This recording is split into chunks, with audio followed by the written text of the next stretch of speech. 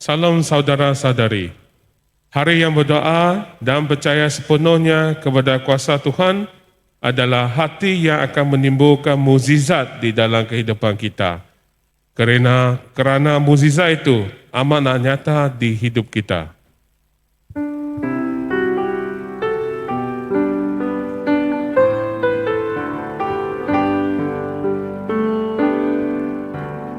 Tak terbatas kuasa-Mu Tuhan, semua dapat Kau lakukan. Apa yang kelihatan mustahil bagimu, itu sangat mungkin bagimu. Di saat aku tak berdaya, kuasaku yang sempurna. Ketika aku percaya, mukjizat itu nyata. Bukan kerana kekuatan, namun Roh-Mu ya Tuhan. Ketika ku berdoa, mukjizat itu nyata. Tak terbatas kuasa-Mu Tuhan, semua dapat Kau lakukan. Apa yang kelihatan mustahil bagimu, itu sangat mungkin bagimu. Di saat aku tak berdaya, kuasa-Mu yang sempurna. Ketika ku percaya, mukjizat itu nyata.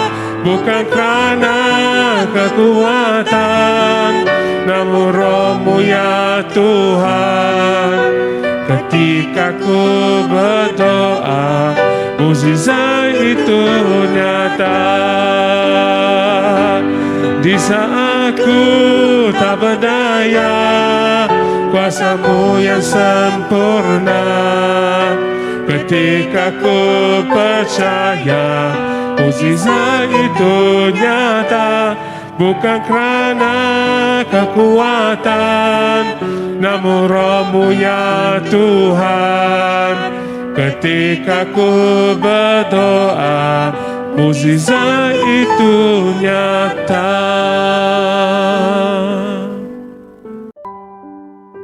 Mari kita berdoa. Bapa di syurga, kami ucap syukur Tuhan, Engkau Tuhan yang baik, Engkau Tuhan yang sentiasa mendengarkan kami, sentiasa melihat kami ya Bapa. Kami bersyukur kepada Engkau kerana Engkau telah memberikan kami peluang ini ya Tuhan, untuk kami berserta dengan Engkau di kerajaan Engkau ya Tuhan. Kami bersyukur kepada Engkau Bapa. Bapa, kami ingin Engkau bukakan hati kami, minda kami untuk kami dengar firman-Mu dan kami dapat mengubahkan hati kami ya Tuhan, sesuai dengan firman-Mu ya Tuhan. Terima kasih Bapa, kami serahkan waktu seterusnya dalam tangan Engkau. Engkau pimpinlah kami. Dalam nama Tuhan Yesus Kristus kami berdoa. Amin. Shalom saudara-saudari, selamat pagi kepada kita semua. Sekali lagi kita bertemu di saluran bangkit. Dan tema pada hari ini ialah rahsia didedahkan. Rahsia didedahkan. Kalau kita lihat di Markus 4 ayat 30 hingga 34, kita dapat mengetahui bahawa Tuhan telah mendedahkan rahsianya. Dan saya akan bacakan untuk kita ayat 30. Bagaimanakah keadaannya apabila Allah memerintah? Tanya Yesus. Perumpamaan apa yang dapat kita gunakan untuk menerangkannya?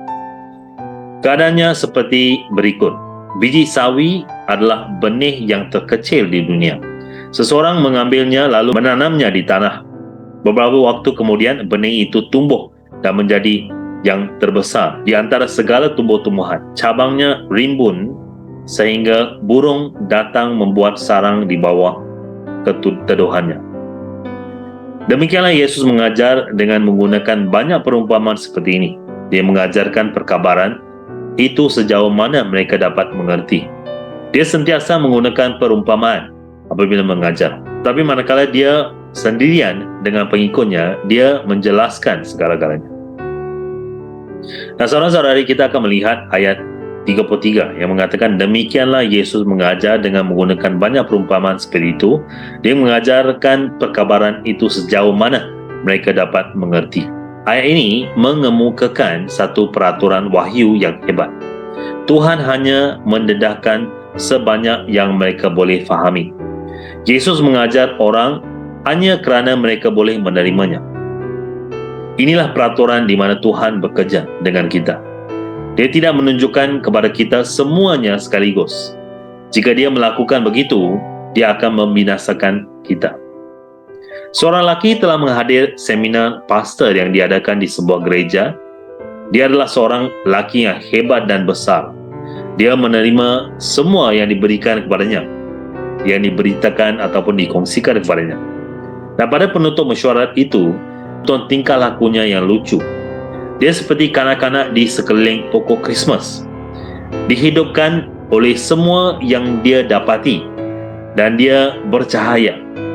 Dia pergi berkeliling memeluk semua orang yang ditemuinya. Dia memberitahu, oh, sangat hebat. Saya ingin pulang ke rumah dan mengambil Alkitab saya dan mempelajarinya dan mencari lebih banyak lagi perkara ini. Kemudian dia berhenti dan berkata, tetapi saya rasa jika saya melakukannya, saya akan membunuh diri saya. Saya tidak dapat menanganinya. Dan dia betul, dia tidak dapat mengendalikannya. Dia akan menjadi terlalu banyak bagi dia. Dan Tuhan mengetahui itu dan tidak menunjukkan kepadamu ataupun kepada kita semua lebih daripada apa yang kita mampu terima. Itulah kemuliaan dan keajaiban kitab suci. Mereka disatukan dengan cara yang menakjubkan sehingga memerlukan firman dan roh untuk memahami Alkitab. Anda boleh membaca firman, dan jika anda tidak bersedia untuk mereka dan terbuka kepada mereka, kata-kata itu tidak akan mengatakan apa-apa kepada anda. Tapi jika anda terbuka, anda akan belajar sesuatu daripada mereka. Lain kali anda boleh kembali baca perkataan yang sama dan pelajari lebih banyak perkara. Setiap kali anda belajar sesuatu yang lebih, ia tidak pernah berhenti menyegarkan semangat anda dan mengajar minda anda untuk membuka dan mengembangkan keupayaan anda untuk menerima daripada Tuhan. Itulah cara Tuhan mengajar kita kebenaran, sebagaimana kita mampu menanggungnya. Dan ini benar juga tentang wahyunya kepada kita, tentang diri kita sendiri. Salah satu perkara tentang kitab suci ialah ia menunjukkan kepada kita siapa kita dan siapa kita selama ini. Allah sangat pemurah kepada kita dengan cara itu. Dia bukan sahaja membukakan tabir dan tiba-tiba anda melihat seluruh perkara yang mengerikan itu. Jika dia melakukannya, kita akan dihapuskan.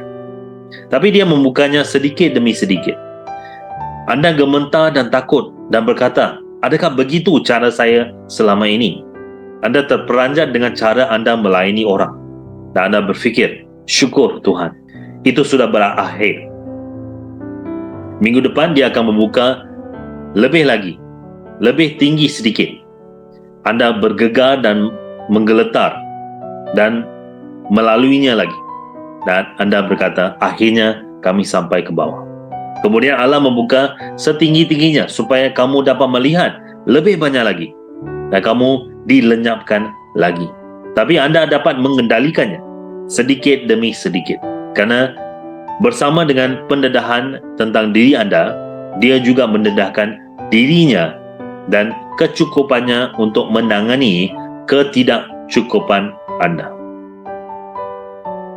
Begitu indahnya bahawa dia memahami kita dengan cara itu dan memperlakukan kita seperti itu.